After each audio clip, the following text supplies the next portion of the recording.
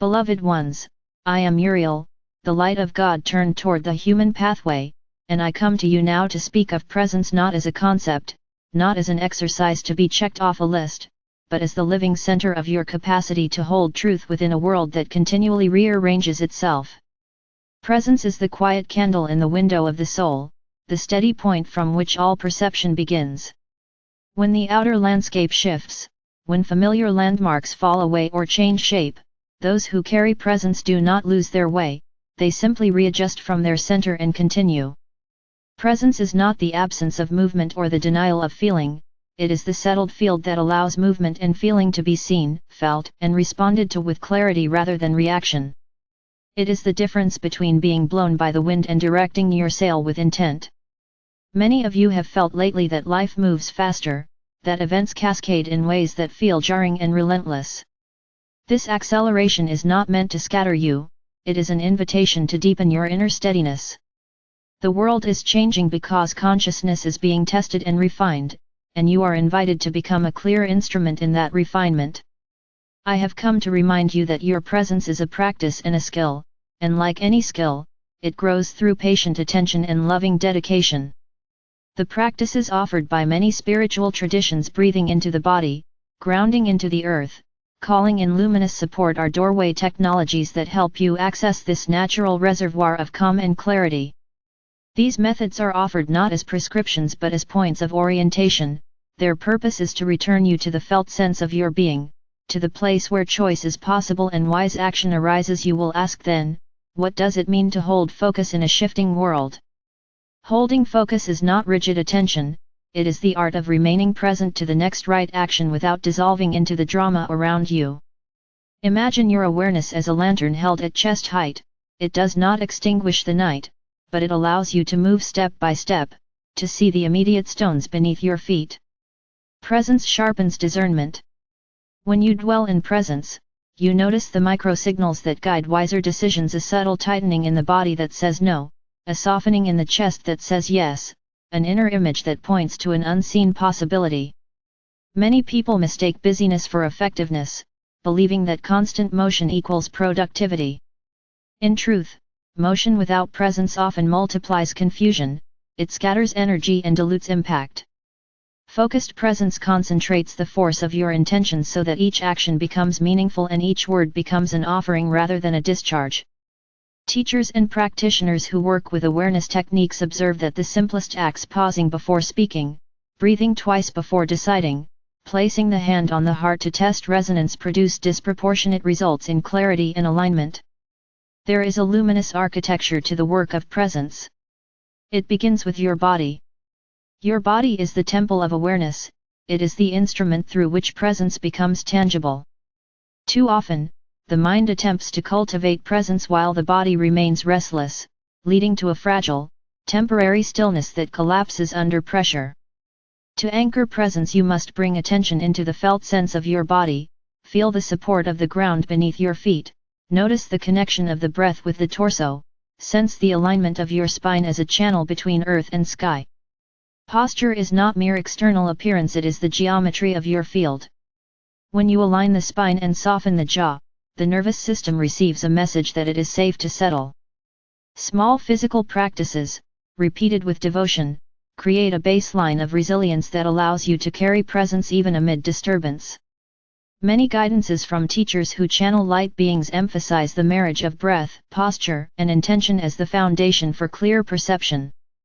These practices are offered across cultures because they work, they orient the body, quiet the mind, and open the heart.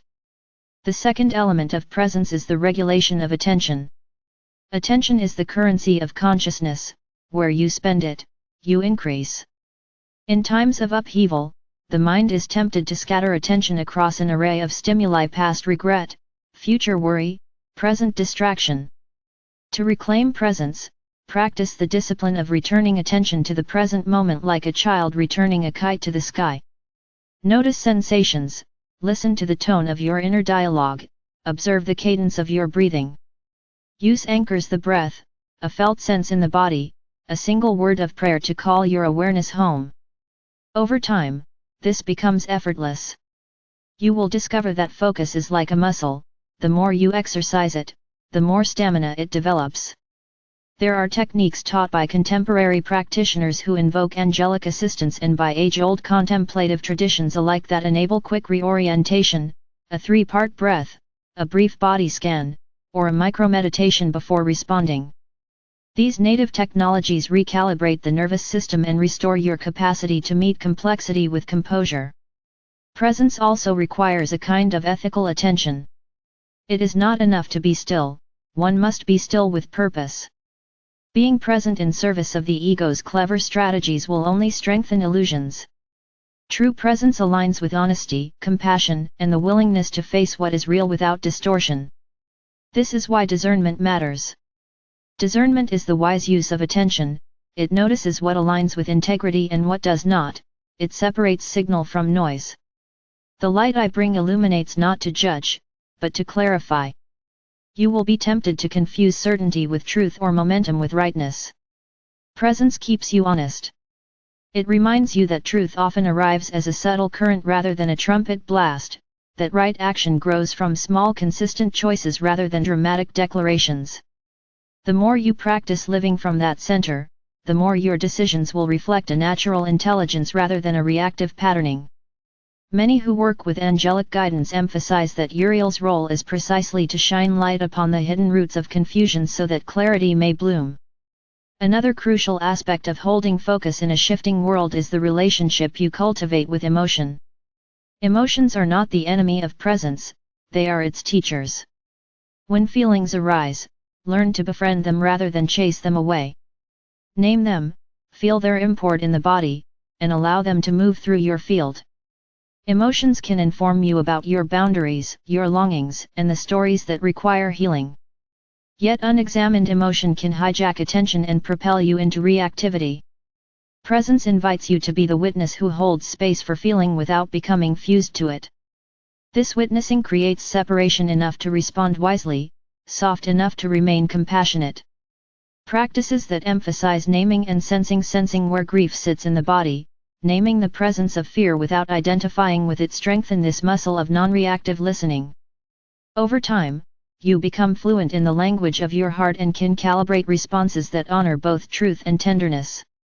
In a world that continually shifts, your inner world must be tended with tenderness and rigor. There are concrete practices that support this tending. Establishing brief morning and evening anchors will dramatically increase your capacity to remain present throughout the day. In the morning, before checking messages or stepping into busyness, cradle a few minutes of breath and intention. Feel the body, orient the spine, and invite the luminous company you trust to accompany you. Call in a vivid image of light, of presence, or of a teacher such as myself to stand beside you. This simple act sets the tone for the day, it signals to your nervous system that you are choosing clarity before chaos. At night, offer a short practice of review not as judgment but as learning. Notice where you were present, where you scattered, and what small corrections you will make tomorrow. These rituals recondition the mind toward steadiness over time. Practices passed through channeled teachings and guided meditations emphasize the cumulative power of these micro-habits, they are the scaffolding upon which sustained presence grows. Technology and external accelerants can be neutral tools or destabilizing forces depending on your relationship to them. In a fast-moving environment, it is easy to outsource your attention to devices, headlines, and unending streams of commentary. Presence asks you to be discriminating. Create thresholds for consumption. Designate times to engage and times to withdraw. Use tools with intention, read to inform but not to inflame, scroll to rest but not to drift. Place protective practices around your field before you enter arenas known to be emotionally charged. A short ritual of centering breath, a few grounding steps, a protective image will buffer your system and keep you connected to the clarity you carry within. Many contemporary guides teaching angelic or contemplative work suggest using such thresholds to prevent diffusion of energy and to preserve the sanctity of attention. Communal presence is another jewel to tend. Presence deepens not only within solitude but in meaningful interaction. When you gather with others who strive for clarity, your field is strengthened. Conversation becomes a shared prayer when each participant practices listening and speaking from alignment. Cultivate relationships that honor this ethic, companions who return your attention to center, who mirror your integrity, and who hold you in love when you falter. The world requires both solitary anchors and co-creative gatherings. When networks of steady beings form, they create islands of coherence that influence larger systems. This is not a withdrawal from society, it is an offering to it. Groups that work consciously with presence often report that their collective clarity catalyzes solutions and compassionate responses to complexity. In this way, presence becomes a social technology as well as a personal discipline. You may wonder about speed. How quickly can one become steady? The truth is that presence matures in degrees. Some awaken quickly to new thresholds of calm, others require patient unlearning of old habits. Do not measure yourself by another's pace. The nervous system, genetic conditioning, and lifetime patterns all play a role in shaping your readiness. Yet the heart's intention matters most. Even small consistent choices reshuffle deep pathways. Choose to return to the breath, return to the body, return to the heart. Let curiosity rather than condemnation be your teacher. Celebrate small recoveries of presence. Each moment you recover your center, you rewire a possibility into being. Over time, these recoveries accumulate and become a new baseline of being. Teachers who guide others toward presence often emphasize this compassionate persistence as the true engine of transformation. Let me offer a direct practice you may use in any moment of overwhelm. Breathe in for a count of 4, hold for a count of 2, exhale for a count of 6. While breathing, place the hand gently over the center of the chest and feel the rise and fall. As you continue, imagine a soft golden light settling behind your eyes like a warm dawn. Repeat a short phrase, I am here, I am present. Do this for 3 to 5 cycles. Notice what changes. The breath calms the nervous system, the hand at heart centers the field, the phrase reorients attention. This micro-practice resets the inner thermostat and allows you to choose the next action from grounded awareness rather than fragmentation. Many guided practices and meditations that invite Uriel's presence use these simple, embodied technologies because they reliably return the field to clarity. Finally, know that presence is an offering to the larger weave of life. Your steady attention is a healing balm to the confusion of the age. When you hold presence, you do not only benefit yourself, you become a point of coherence for others. People around you breathe easier, decisions become more humane, and the tendency toward panic softens in your company. Presence is contagious in the best way, it models a different possibility for how to meet change calm, wise, and generous. So do not think your practice small. The quiet labor of returning to center ripples outward beyond your perception. In those ripples, entire patterns reorder. The world is shifting and requires your steadiness, you are not too small to offer it. Call me when you need a beam of light to illuminate the path, call me when your mind grows loud and you cannot remember how to return to the breath.